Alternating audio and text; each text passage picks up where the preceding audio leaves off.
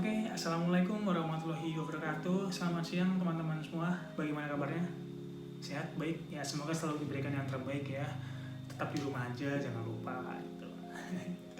Oke, perkenalkan kami dari kelompok 6 yang beranggotakan saya Muhammad Rakan Fauzi, Dian Marta, Miftahudin Norisan, dan Pratiwi Yuliatri. Jadi pada kali ini kita akan mempresentasikan tentang seberapa efektifkah reverse chain. Nah, pada bab sebelumnya kan kita belajar tentang supply chain ya teman-teman. Nah, sekarang pada bab ini kita belajar tentang reverse chain. Sebenarnya reverse chain itu pada intinya kan kebalikan dari supply chain. Nah, untuk materi lebih lanjutnya sih akan dijelaskan oleh teman saya. Tapi yang perlu kita ketahui terlebih dahulu adalah kenapa sih perusahaan-perusahaan ini melakukan reverse chain seperti itu. Nah, kalau teman-teman tahu nih, konsumen itu ketika membeli barang pasti akan menghasilkan nilai sisa. Contoh aja, kita misalnya beli ciki gitu ya, nah itu pastinya kan masih ada. Atau kita beli mobil misalnya, mungkin 10 tahun, 20 tahun kita pakai, tapi nggak tahu ya 50 tahun lagi, 1 abad lagi, apakah kita masih pakai mobil itu? Wow, tentu tidak, mungkin udah karatan itu pasti. Nah itu makanya mobil itu kan pasti akan menghasilkan nilai sisa. Nah yang menjadi dasar kenapa reverse chain ada, itu adalah itu. Jadi kayak ada nilai sisa yang tidak dipakai, dan itu mungkin satu akan menyebabkan pencemaran lingkungan. Terus yang kedua tuh kayak nilai sisa itu tuh pasti akan ada juga yang berpotensi menghasilkan demand gitu, kayak profit baru, keuntungan baru ketika kita mengolah hasil dari nilai sisa itu sendiri. Nah tapi di sisi lain itu juga ada sih kasus yang sebenarnya nilai sisa konsumen itu tidak ketika misalnya contoh produsen mengirimkan produk ke konsumennya kan, tapi konsumen itu sebelum menikmati nilai dari produk itu tuh dia sudah merasa kecewa. Contoh misalnya dia mendapati barang-barang yang cacat, barang-barang yang gagal, pabrikan gagal gitu, pasti dia akan mengembalikan produk itu ke produsen kan. Nah itulah proses alasan kenapa perusahaan itu harus melakukan reverse chain gitu, untuk menangani komplain dari konsumen itu gitu. Nah itu contoh-contoh kenapa perusahaan itu harus melakukan reverse chain. Namun yang menjadi masalah adalah beberapa perusahaan tuh punya big problem juga terhadap proses sistem reverse chain ini. Walaupun kadang dia juga menjadi kewajiban untuk melakukan reverse chain. Jadi kayak pertama misalnya kayak biaya untuk melakukan reverse chain itu kan mahal. Terus yang kedua misalnya transportasi tidak mendukung. Bayangin konsumen produk dia kan demografisnya tidak hanya berada di satu wilayah. Misalnya kita produsennya ada di Aceh, nanti distribusinya kita ke Papua, wah itu kan cukup jauh. Sedangkan proses untuk kita mengeluarkan cost reverse chain dari Papua ke Aceh tentu mahal gitu. Nah itulah yang menjadi problematika, karena perusahaan itu beberapa juga merasakan reverse chain itu masalah yang cukup serius. Kemudian itu tadi sih, kalau misalnya ada juga perusahaan yang menjadi mengeluarkan jasa untuk mengolah nilai-nilai sisa, nah itu pun juga tidak semua, tidak banyak gitu. Jadi itu menjadi masalah untuk mengelola nilai sisa itu seperti itu gitu. Nah sehingga kalau dari case ini itu kita dapat tahu ya kesimpulannya untuk mengenai solusi dari case ini itu sebenarnya banyak. Ada beberapa contoh perusahaan yang telah melakukan reverse chain dan itu terbukti tidak terjadi apa-apa gitu. Contoh misalnya kayak di case itu diceritakan tentang perusahaan Heineken itu mendistribusikan alat pemecah botol di masing-masing toko yang menjual produk dia. Namun Heineken tahu lah itu botol bir gitu ya. Itu dia botol bir. Minuman bir itu kan pasti menghasilkan nilai sisa berupa botol kaca kosong gitu kan. Nah Heineken tuh dulu itu mendistribusikan alat pemecah botol gitu. Jadi kayak ya produk dari Heineken atau botol bir itu sudah tidak memiliki nilai sisa lagi. Itu contohnya. Terus kemudian ya kita harus juga menyiapkan strategi yang efektif gitu ya untuk menjalankan proses reverse chain ini, karena balik lagi kan reverse chain itu yang menjadi pertanyaan itu apakah itu bisa menghasilkan profit atau tidak. Karena jika tidak, lebih baik tidak dilakukan seperti itu. Tapi menjadi kewajiban perusahaan juga untuk melakukan reverse chain dalam arti untuk mengurangi nilai-nilai sisa yang telah dihasilkan oleh produk tersebut. Nah itu untuk lebih jelas. Nah sekarang menjadi pertanyaan adalah apakah benar nilai-nilai sisa yang menjadi yang menjadi tanggung jawab perusahaan itu sudah dikelola dengan baik. Nah itu makanya kedepannya perlu adanya strategik yang bagus gitulah, atau strategik yang komplit untuk menyelesaikan masalah itu. Baik, mungkin itu sekian dulu. Selanjutnya akan dijelaskan oleh teman saya mengenai apa itu reverse chain dan trik yang kita hubungkan dengan teori. Terima kasih. Triple bottom line merupakan konsep pengukuran kinerja suatu usaha secara holistik yang mempertimbangkan kinerja ekonomis berupa perolehan profit, keadilan sosial, dan kelestarian lingkungan. Konsep ini menunjukkan bahwa pertumbuhan dan keberlangsungan perusahaan tidak semata-mata bergantung pada laba usaha, tetapi juga tindakan nyata yang dilakukan perusahaan terhadap keadilan dan lingkungan. Manajer operasi memiliki peluang untuk dapat berkontribusi terhadap sustainability. Life cycle assessment mengevaluasi bagaimana dampak produk terhadap lingkungan, mulai dari bahan baku dan energi input sampai dengan bagaimana produk akan diproses ketika dibuang. Hal ini bertujuan untuk dapat menghasilkan keputusan yang dapat mengurangi dampak produk terhadap lingkungan. Pertama, produk desain. Pada tahapan ini merupakan tahapan yang sangat penting karena keputusan-keputusan yang dibuat akan mempengaruhi materials, kualitas, produk, biaya, pengemasan dan logistik sampai pada bagaimana produk akan diproses pada akhir masa pakainya. Tim produk desain juga dapat melakukan inovasi dengan menggunakan bahan alternatif guna menghasilkan produk yang akan mengurangi dampak terhadap lingkungan. Yang kedua, proses produksi. Pabrikan akan mencari cara untuk menggunakan sumber daya yang lebih sedikit selama proses produksi. Peluang untuk mengurangi jumlah sumber daya biasanya pada kontaminasi energi, air, dan lingkungan. Selanjutnya, logistik. Ketika produk bergerak pada rantai pasok, manajer berusaha untuk mencapai rute yang efisien. Hal tersebut dapat mengurangi dampak terhadap lingkungan. Selanjutnya, end of life phase. Perusahaan yang inovatif dan peduli akan sustainability akan merancang reverse logistik. Perusahaan tidak serta-merta hanya menjual produk saja, tetapi juga memikirkan dampak produk tersebut ke depannya terhadap lingkungan. Produk dengan bahan yang lebih sedikit atau dengan bahan daur ulang dapat mendukung upaya keberlanjutan dan melindungi atau melestarikan sumber daya alam yang langka. Untuk menjawab pertanyaan nomor 1, reverse logistik menurut Rogers dan Timben Lemke tahun 1999 merupakan proses perencanaan, pengimplementasian, dan pengendalian secara efisien atas aliran bahan baku, bahan dalam proses, bahan jadi, dan informasi terkait mulai dari titik konsumsi sampai titik asal dengan tujuan untuk menciptakan nilai atau pembuangan produk secara tepat dengan biaya yang efektif. Untuk reverse supply chain merupakan serangkaian kegiatan yang diperlukan untuk mengambil produk bekas dari pelanggan untuk membuangnya atau digunakan kembali. Baik, seperti yang sebelumnya sudah dijelaskan oleh salah satu rekan kelompok kami, Tiwi, tentang apa itu reverse logistik. Di sini saya akan melanjutkan penjelasan untuk menjawab pertanyaan nomor 2 dan nomor 3 yang ada di case tersebut.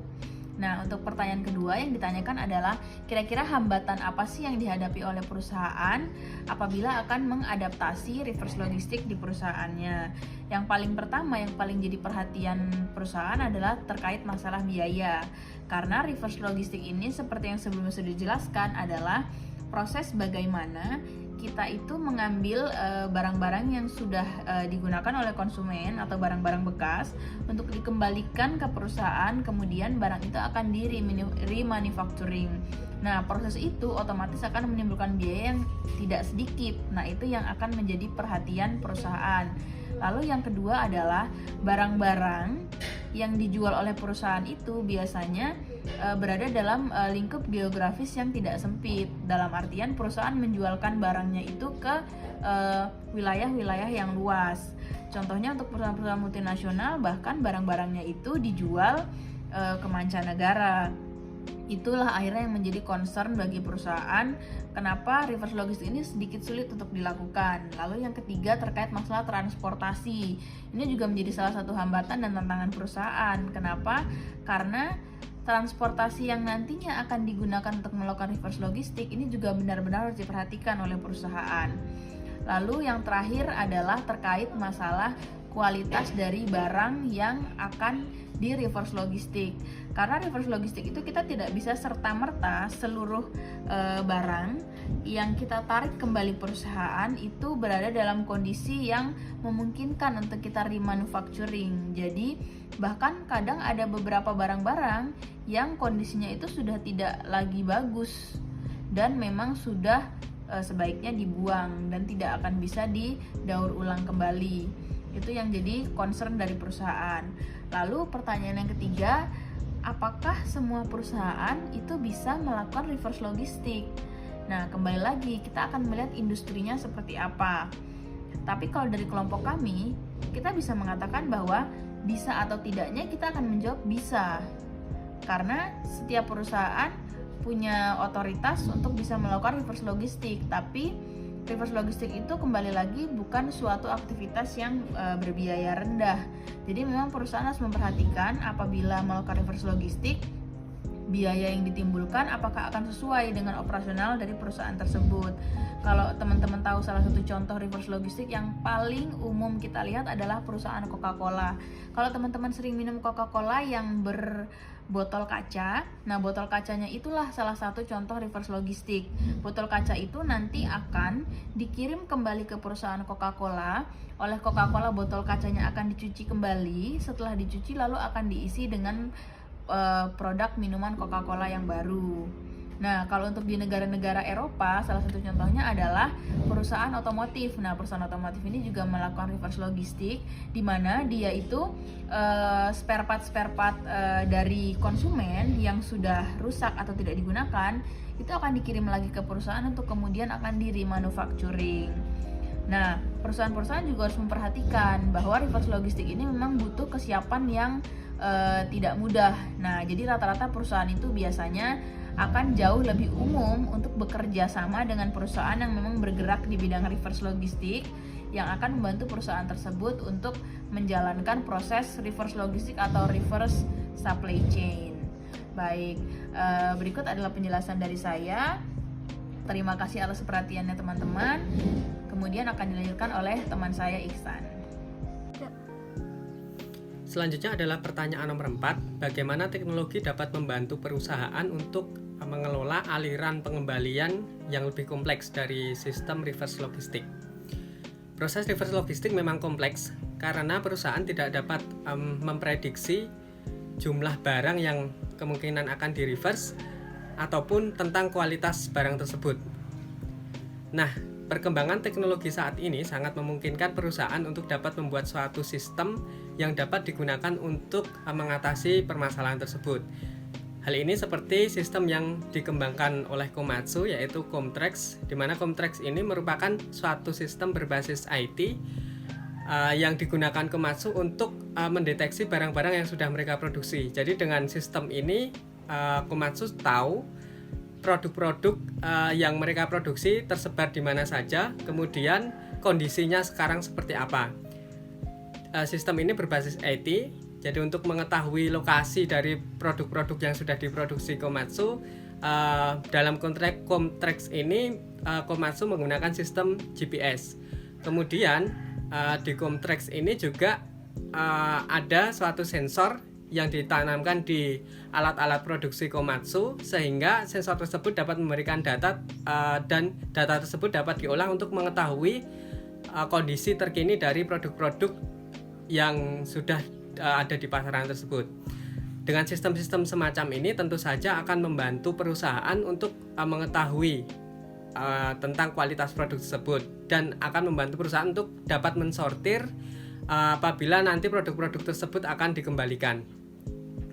Sortir ini juga menjadi sangat penting karena dengan sortir ini perusahaan dapat mengetahui apakah produk ini akan di-reuse atau di-remanufaktur ataupun di-recycle. Jadi ini sesuai dengan kondisi dari masing-masing produk.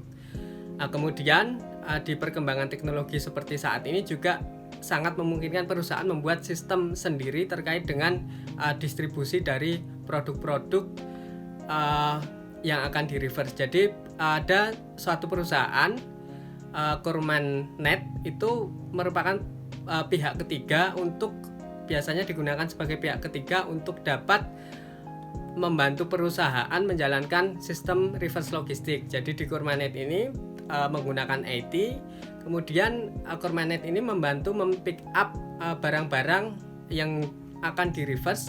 Kemudian Kurman.net juga membantu perusahaan untuk mensortir barang-barang tersebut. Nah, proses sortir ini juga menggunakan teknologi. Jadi Kurman.net ini mendeteksi sistem-sistem ataupun nomor seri yang ada di mesin-mesin ataupun barang-barang yang akan di reverse, kemudian disinkronkan dengan data dari perusahaan. Nah, biasanya akan tahu seberapa layak kondisi barang saat ini, dan itu nanti akan digunakan perusahaan untuk mengambil keputusan apakah barang itu nantinya akan di reuse, recycle ataupun di remanufaktur. Nah, pada intinya kami menganggap bahwa perkembangan teknologi saat ini sangat berperan besar bagi perusahaan apabila ingin melakukan reverse logistik. Kemudian kesimpulan dari presentasi yang kami sampaikan adalah bahwa yang pertama, sistem reverse logistik ini sangat membantu perusahaan untuk mendapatkan keuntungan yang lebih dan juga dapat mengurangi limbah-limbah yang dihasilkan dari suatu produk perusahaan.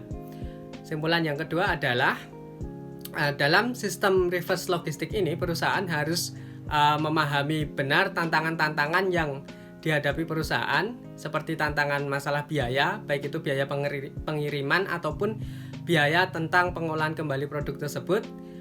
Kemudian ada distribusi produk yang mungkin ketika perusahaan itu lingkupnya multinasional, dia menyebarkan produknya itu di banyak negara, termasuk juga nanti termasuk tantangan di transportasinya seperti apa. Apabila perusahaan sudah dapat mengidentifikasi faktor-faktor tersebut dan menemukan solusi, tentu saja proses reverse logistik ini akan berjalan dengan baik dan dapat membuat perusahaan menjadi jauh lebih untung kalau dari sisi profit. Kemudian yang ketiga adalah perkembangan teknologi sangat membantu perusahaan untuk mengembangkan sistem proses reverse logistik, di mana seperti yang saya sampaikan tadi bahwa perusahaan dapat mengembangkan sistem untuk mendeteksi barang-barang yang sudah diproduksi ataupun untuk membantu terkait dengan proses pengumpulan barang-barang tersebut. Kemudian kesimpulan yang terakhir adalah perusahaan di sini sebenarnya dapat memilih apakah perusahaan akan mengembangkan sistem reverse logistik sendiri atau perusahaan dapat menggunakan jasa pihak ketiga yang memang konsen untuk membantu perusahaan untuk melakukan proses reverse logistik. Nah, itu presentasi dari kami teman-teman. Tetap semangat, tetap sehat, dan tetap stay di rumah. Terima kasih. Assalamualaikum warahmatullahi wabarakatuh.